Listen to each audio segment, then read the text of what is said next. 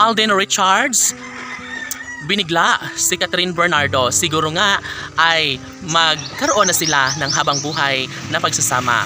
Siyempre, ang kanilang pagdesisyon ay talaga nga namang pinaka-inaabangan ng lahat na sana nga ay magiging makulay na ang lahat sa kanilang mga pangarap.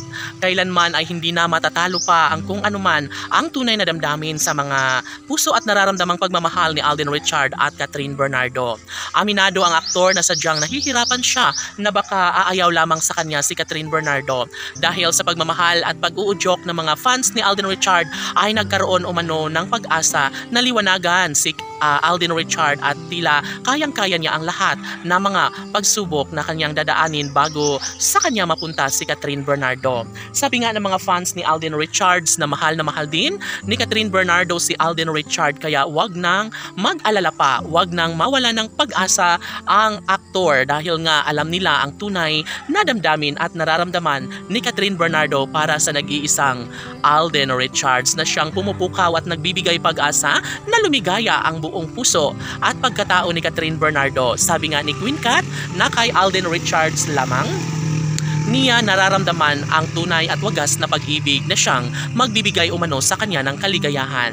Bagamat na naranasan na ni Catherine Bernardo ang masaktan, ay nagkaroon umano siya ng malaking pag-asa at posibilidad na makamtan din at mararamdaman din sa pagkatao ni Catherine Bernardo na liligaya siya pagdating ng panahon sa piling ngayon ng gwapong aktor na si Alden Richard. Siyempre, hindi mawawala ng pag-asa ang nag-iisang Catherine Bernardo. Lahat naman sa mundo ay nakatadhana na merong nasasaktan at bandang huli ay magiging happy rin. Kaya sabi nga ng kalang mga tagahanga na sadyang napakatibay ni Catherine Bernardo na handang magpatawad, handang bumangon at harapin ang panibagong yugto sa kanyang buhay pag-ibig. At ngayon, nararamdaman na ng taong bayan na unti-unti nang dumating sa buhay ni Catherine Bernardo ang isang pag-ibig na sa kanya'y magbibigay ng kaligayahan hanggang sa pagtanda.